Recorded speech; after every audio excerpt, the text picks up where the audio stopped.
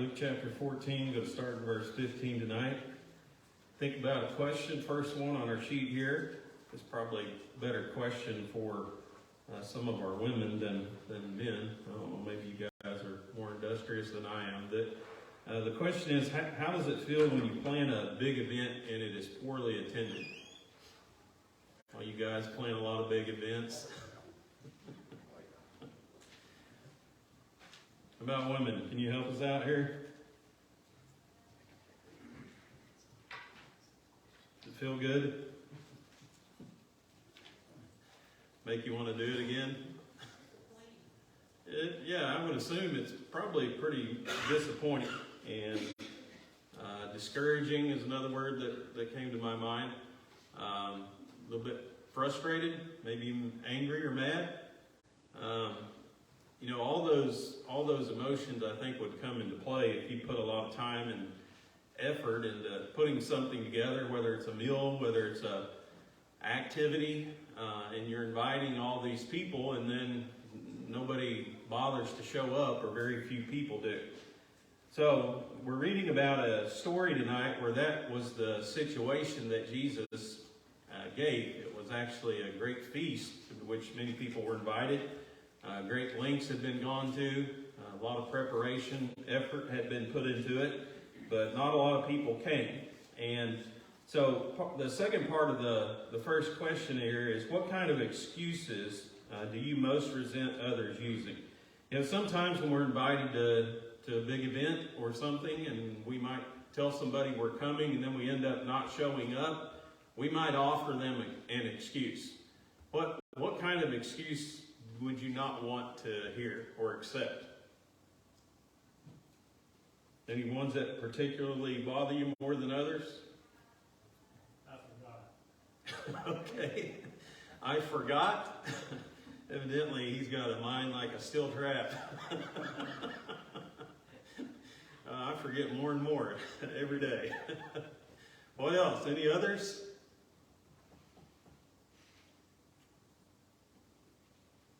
Guys aren't very active tonight. We're going to have to get going here. I wrote down just what kind of excuses do I resent others using. I put any, unless they died, or somebody they knew had died, or if they were sick, something like that, I could probably understand it. But when you tell somebody you're going to come and then you just don't show up, that's pretty rude, isn't it? And so the question that I have is this: why would we make up an excuse, or why would we offer an excuse? Okay, probably, first of all, because we feel a little bit guilty, wouldn't you say? We told somebody we'd come and then we didn't show up. We gotta excuse ourselves. We gotta give some kind of good reason as to why we weren't there. So we feel a need to explain to people about why we weren't there. The parable that Jesus uses here tonight, there were some people that were offering some excuses as to why they didn't show up where they said they were going to be. So we'll talk about some of those things as we go along here in this first section. All right, we're looking at the parable of the great feast, the great banquet, the great supper, depending on which version you're using here. Luke chapter 14, beginning in about verse 15. It actually ties into, verse 15 ties into what we previously looked at last week. We didn't have a lot of time to look at it, but Jesus ended his conversation with people by giving them some advice. And basically he tells them, when you make a great feast, don't invite just your friends and your family and the rich and the famous and people like that. He said, invite those people who are helpless. Invite those people who are needy, and in the resurrection you'll get rewarded for such. And so the man who hears Jesus say this basically cries out, well, happy is the man who gets to eat bread at the table in the kingdom of God.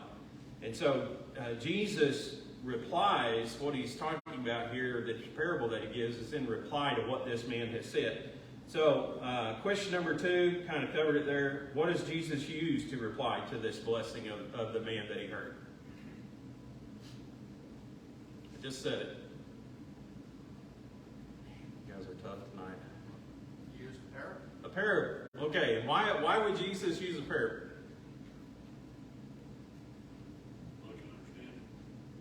Okay, so they could better understand it, right? A parable is putting a spiritual truth into a physical illustration or physical earthly story. And Jesus did that a lot. He used those earthly illustrations, those physical illustrations, to teach spiritual lessons. I think I mentioned maybe the last time that we looked at one of the parables. You know, illustrations are good, aren't they? Whenever you're trying to teach things. You can go overboard. You can use too many illustrations, but they are helpful a lot of times in illustrating spiritual truths. And so Jesus used those on numerous opportunities numerous occasions to teach the people. So he uses a parable. This parable is about a great supper or a great feast. And so what does the man in the parable do? What are some things that he does?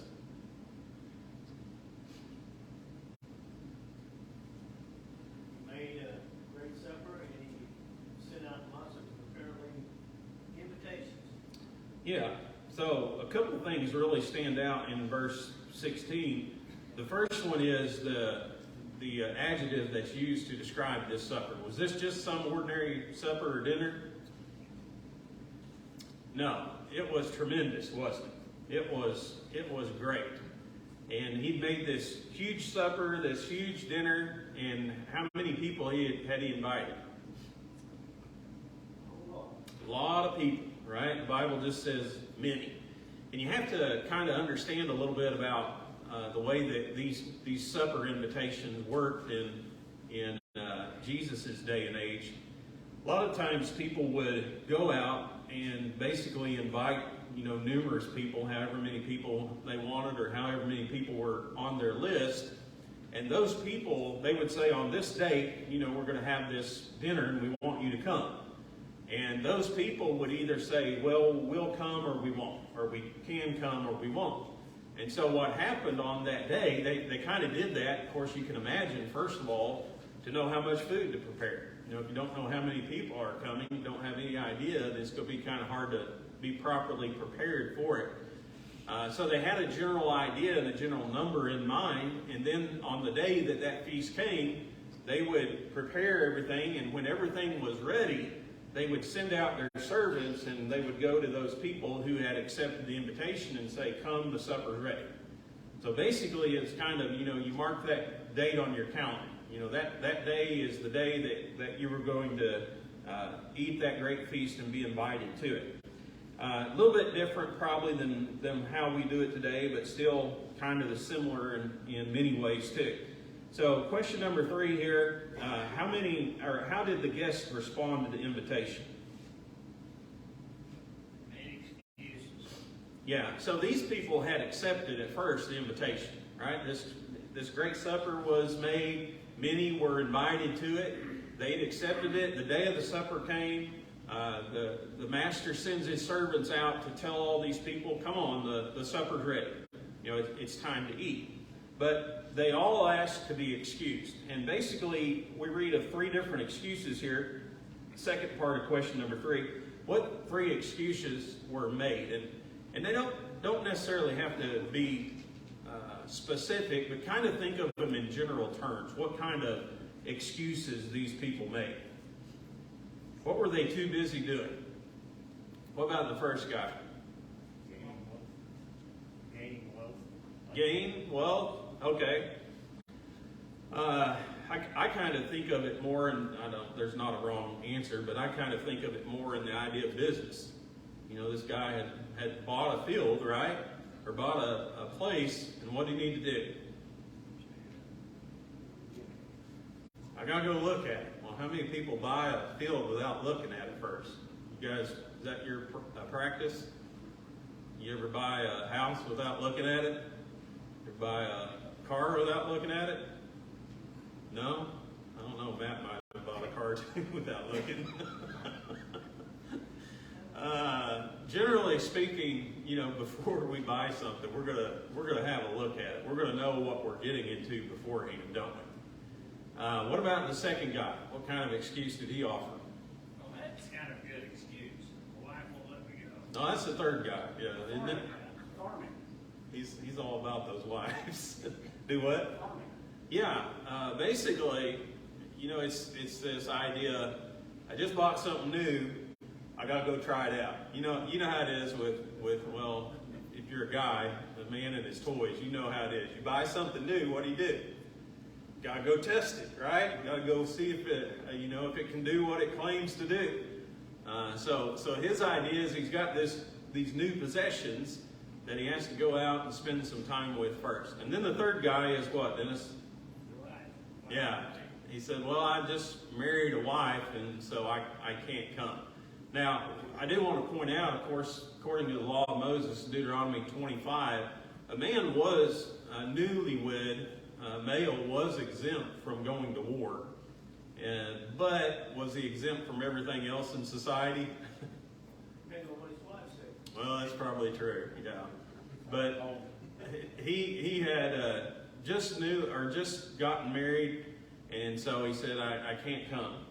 So you have this, I would put that under the category of family.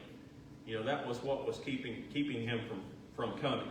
And so you have one guy that's preoccupied with business matters. You have another guy who's preoccupied with his new possessions, and then you have another guy who's all of his time is taken up by his family.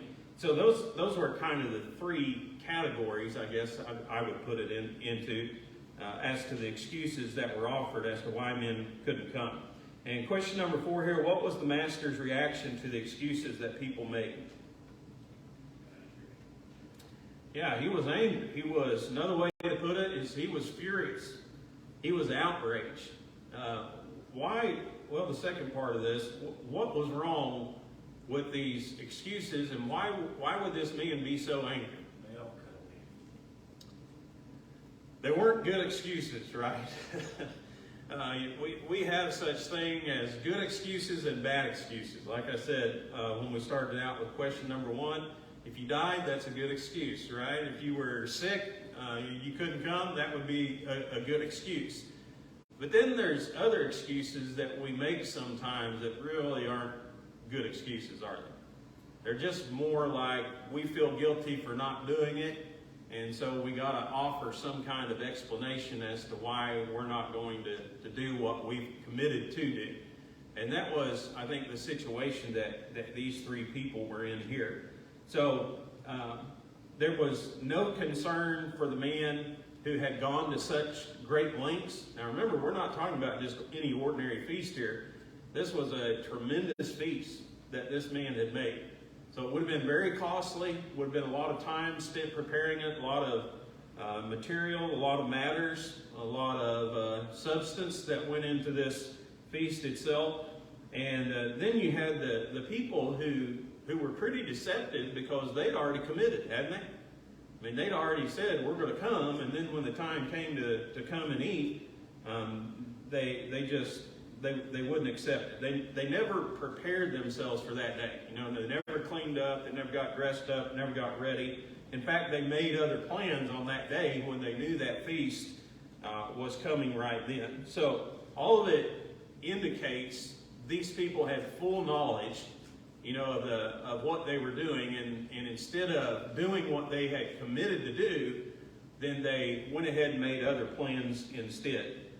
So, question 5 here, whom does the master invite to the banquet to replace the original people he invited?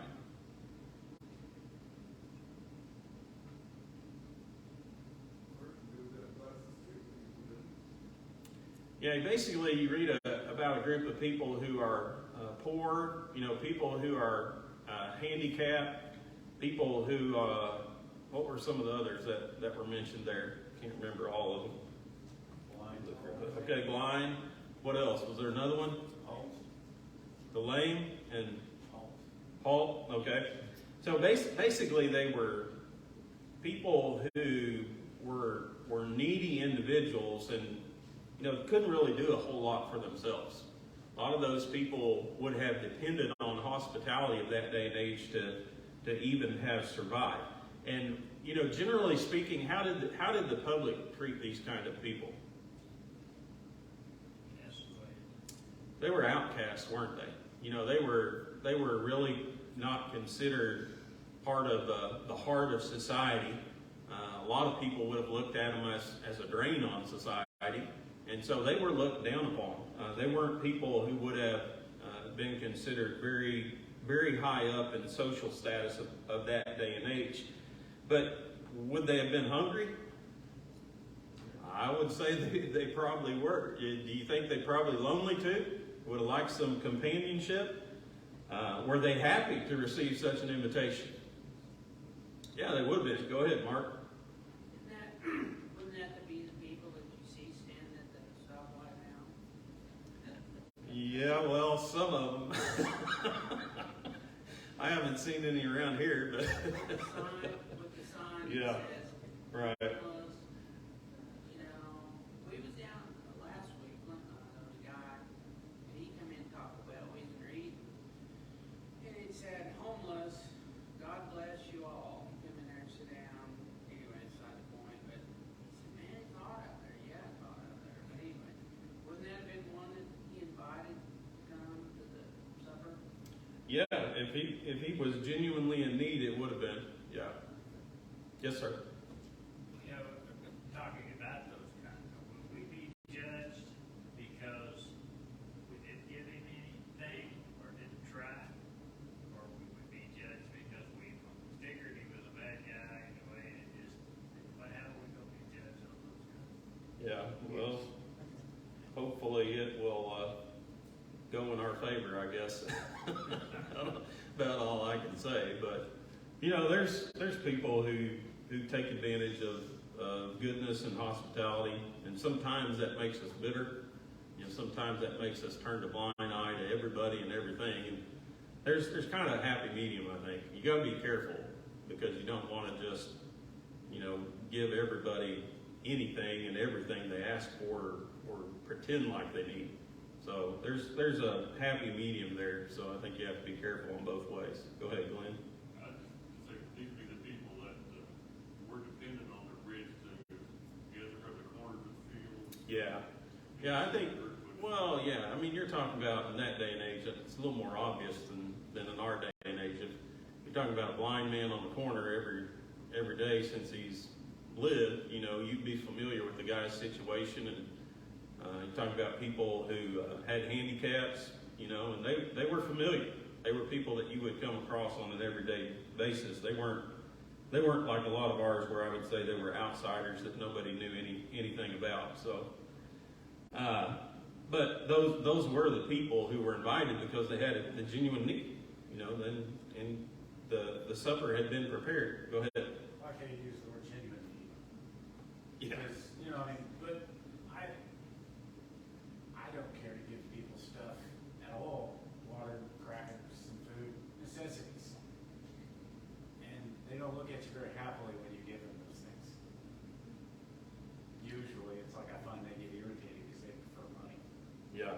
Well, unfortunately that's how, again, some people take advantage of goodness, and that's just the society that we live in. So I think you do have to be careful. But yeah, if I was hungry and thirsty and you gave me a bottle of water and some crackers, I would be happy. I know that for a fact, Matt. But anyway, I don't know, we're going down a rabbit hole here, but the poor, the handicapped, the blind, and the lame were the ones that replaced the originals who had been invited. Question number 6 here. So how does the master ensure that the banquet hall would be full? Because they did all that. They said there's still room. We're still going to have food and there's still plenty of seats left here. So what should we do now? So what was his advice then, or his orders? Well, I always just get more, beg them to come.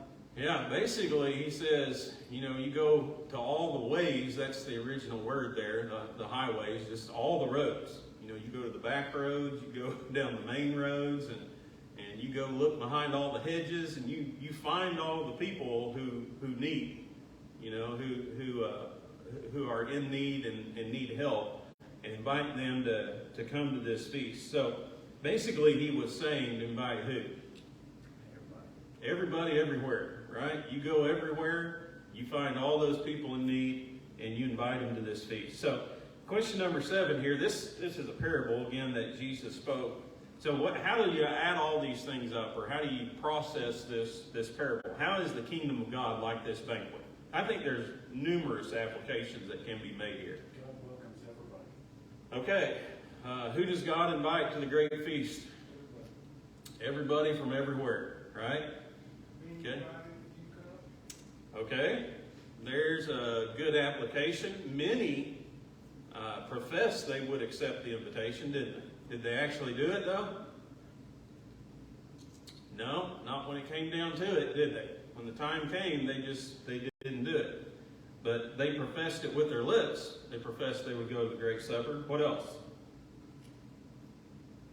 No matter what stature in life you are, from business people to the lame, they're welcome. Okay, yeah, everybody was invited. You know, even those people who made excuses were invited, weren't they? They chose not to come, but everybody from all walks of life got that invitation. Anything else stand out to you? If you come, you'll be fed. Okay. Yeah, spiritual feast, right? That's what it's all about in the end. So, you know, there's a lot of application in it. The greatness of the feast, I think, of course, relates to salvation. You know, when we're talking about salvation, it's the greatest feast that we could ever have, spiritually speaking. You know, the greatest food that Jesus has ever offered us. So, the greatness of the feast, the number of invitees, I put down here those some who rejected it, some who offered excuses. Does anybody do that when it comes to salvation today? Sure do. Who is it ultimately who's going to be saved? Who's going to accept the invitation?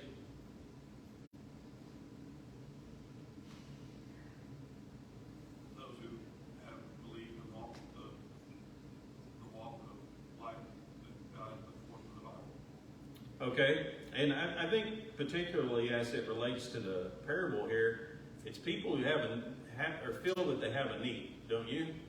I mean, we're not going to be saved if we don't feel that we need salvation, are we? But it was these people who were, you know, they knew there was deficiencies, they knew there were things that were lacking in their life, they knew that they needed help, and they were grateful for the opportunity.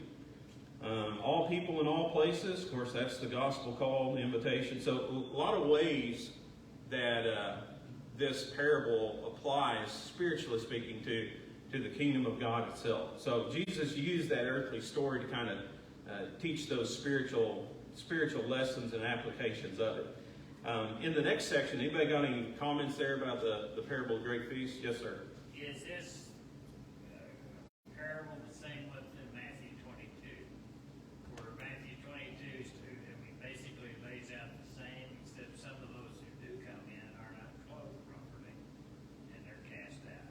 Is this the same one? I don't think it is, but I mean, there's similar parables that Jesus spoke, and you know, sometimes he spoke the same thing on more than one occasion too. But I think that's a little bit different application, don't you? Well, to me it makes sense because even though they're invited in, there's still some expectations of them. Yeah. Well, the deduction and the reasoning go down. The logic goes down the same line of reasoning, doesn't it? So yeah, same application. But personally, I think it's a different one. But so Jesus talks about the cost of being a disciple here, verse 25, starting in Luke 14. And he talks about a natural affection or emotion that we have to have if we're going to follow him. What is that emotion or affection? Hate. Yeah, that's kind of strange, isn't it? So Jesus said we have to hate who?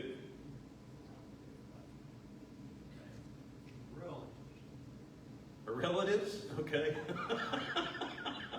He jumped on that one, didn't he?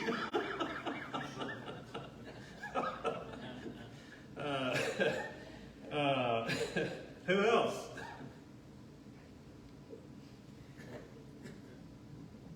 There's one that's kind of overlooked there quite a bit. Even his own life. Yourself. Yeah. Gotta hate yourself, right? So Jesus talks about this idea of hating, What does it mean then, second part of question 8 here, to hate your parents or to hate your wife or your children, your siblings, and your own life? What does that mean? Is it love less? Love less? Yeah. How do we know that? How do we know that we're not talking about what most people think of as hate today? That would be contradictory to Christ's teachings. There's too many other plain teachings in the Bible. Jesus says in Luke 6:27, what are we supposed to do to our enemies? Wait a minute, I thought we were supposed to hate everybody. So it can't mean the same. Jesus isn't contradicting himself here, right? He's not saying you got to love your family and you got to hate your family. There's got to be a simpler explanation.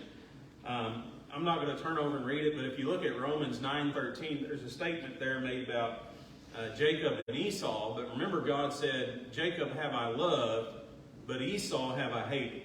And he was talking about the idea that he chose Jacob over Esau when it came to the birthright. So did that mean that God didn't care anything about Esau? What does it mean?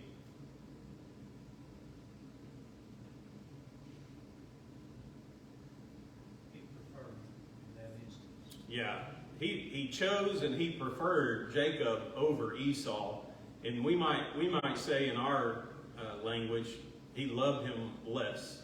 Now that's kind of a weird thing to say about God, but I think you can see the application that Jesus is making here as he goes on and talks about all this. So what does it mean?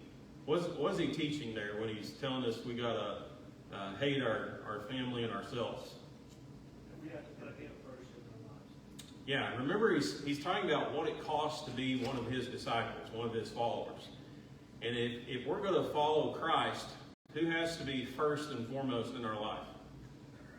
He does, right? And no one else can take precedence over him.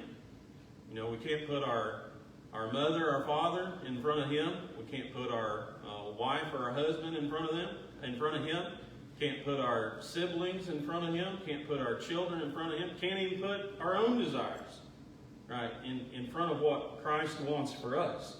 So Jesus is teaching this idea. If you're going to be my followers, you're going to have to put me first in your lives. All other people and all other relationships, it's not that you hate people, but you have to love them less than you love Jesus. In other words, we've got to love Jesus the most in our lives. We've got to prefer him over all others. So that's really the lesson that Jesus is teaching there. Question number 9, we talked just a little bit about it. What else does it take to be Jesus' disciple according to verse 27?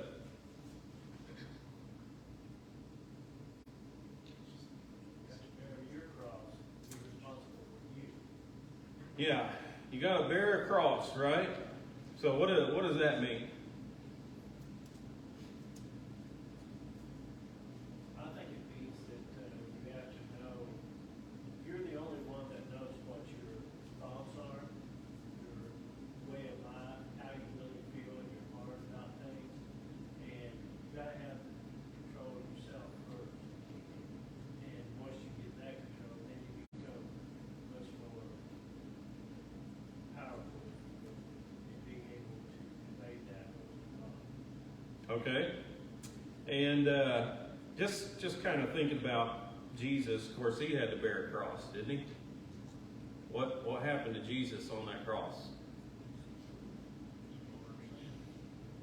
Yeah, he bore our sins, but he died, didn't he? And that's what it. I mean, bearing the cross meant death for him. Is there any kind of application for us in that? What Jesus just talked about? Who you have to hate? Yourself, right? In other words, I think what he's telling us here is you got to crucify yourself. You know, you got a cross you got to bear if you're going to be one of my disciples. Do we have to put our wants and our desires and our will to death if we're going to follow Jesus? Yeah, you got to put him first in our lives. And so all of us do have a cross to bear in the sense that all of us have to die to ourselves, don't we? We have to be put to death just like Jesus was upon that cross. he also talks about a man who was going to build a tower or considering building a tower. And question number 10 here, what should a person who's considering building a tower, I don't know if we're building a tower, we'll just say a house. What should a person who's considering a house think about? The cost, right? When you think about building a house, first of all, you sit down and you say, what kind of house do I want, right? So you come up with these ideas and you come up with this plan, and then you say, what? Yeah. How much is this going to cost me? Can I afford it? You know, do I have enough money? Those are all things you have to do beforehand. Why do you have to do them beforehand?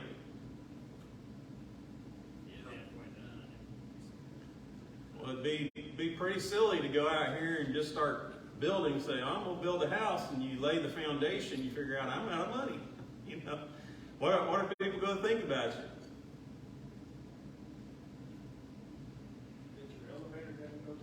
Yeah, they're not going to think you're very smart, are they? They're going to think you're pretty foolish if you didn't sit down before you started this project to figure out if you could afford it or not. So, you know, cost is one of the first things that you consider when you build. The consequence, verse 11, or what consequences result from not counting the cost before building? What were some of them we read about in this story Jesus gave?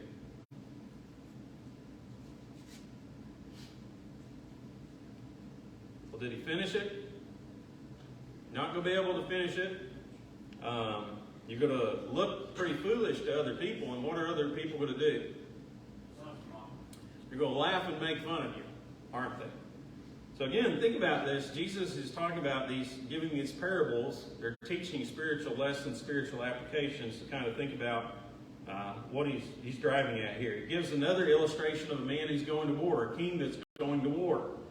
And if he doesn't sit down and figure out if he can win before he goes to war, he's going to look pretty foolish when it comes time to fight. He said, whoa, wait a minute, I want to make peace, right? You got to he's got to weigh the cost. You know, he's got to weigh the cost. Can I, with 10,000 men, go out and defeat this army of 20,000 men? You know, what's it going to cost me to fight this war? How many soldiers am I going to lose? How much supplies are going to be demanded in this battle? So all those things have to go into consideration. So Jesus uses these examples, the example of building a tower and preparing a war. But what is he talking about? Right? There's the spiritual lesson. It's a physical story, but it has spiritual application.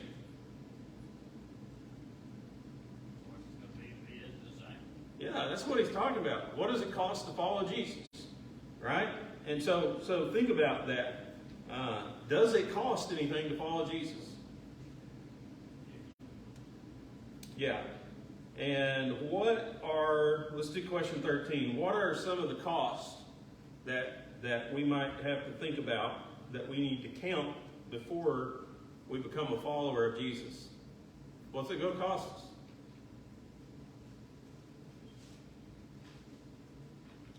Our own selfish desires have to be put aside. Yeah. Is it our happiness first? Is that what it costs to be one of Jesus' disciples? Well, yeah, that's the cost. We have to be willing to give that up. You know, you think about it. I wrote down several things. It's going to cost us our heart. It's going to cost us our eyes. There's certain things you can't look at if you're going to be a follower of Jesus. It's going to cost us our ears. Certain things you can't hear. Your hands, certain things you can't do. Your mouth, certain things you can't say. Your feet, certain places you can't go. It's going to cost us our energy. Is it going to cost us any money? Should it, shouldn't it? Can it cost us our friends? Can it cost us our family? Could it cost us our job? Could, couldn't it?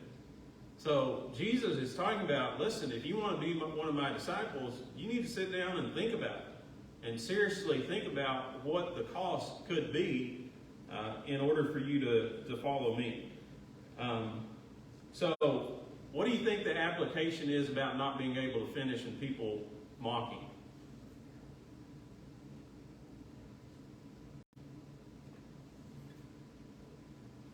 I can see an example that you said, if you're only able to build a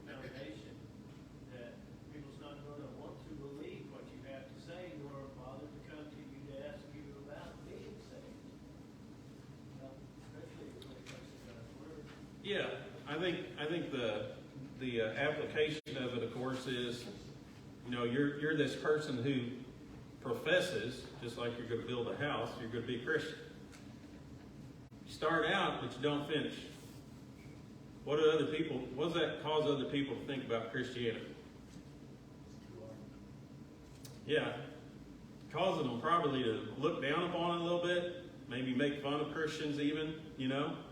So Jesus is, and I guess the point that I'm driving at here is falling short and not finishing, does that affect other people and their perception of Christianity or being a follower of Christ? Can it? So we got to be careful about that too. Jesus says count the cost before you start. Okay? See if you're going to be willing to do it. See if you can afford it. So then he talks about, well, let's just do the last one here. The salt that has lost its saltiness. What's that good for? Not a thing. Not a thing. You can't. Do you throw it on a compost pile? You know, you can take some things that are pretty worthless and throw them on a compost pile and get some value out of it. He said you can't even throw it on a compost pile, right? It's not even good for that. Doesn't contribute in any way. And the application, of course, is for us as Christians. You know, if we lose our influence as Christians in this world, what good are we? We're no good. We're worthless. There's no contribution that we can make if we're not influencing other people. And so that's the lesson of the salt here. You know, we talked about what it costs to be one of Jesus' disciples. But consider this too, when you consider the consequences of what it costs to not be one of Jesus' disciples. Can we afford that? No, it costs a lot more to not be one of his disciples than to be one, doesn't it? That's, I'm talking about eternal or spiritual consequences. So, good thing to think about too. And it's kind of a bad recruiting tool. Well, it's part of it, unfortunately. So, And it's true. yeah.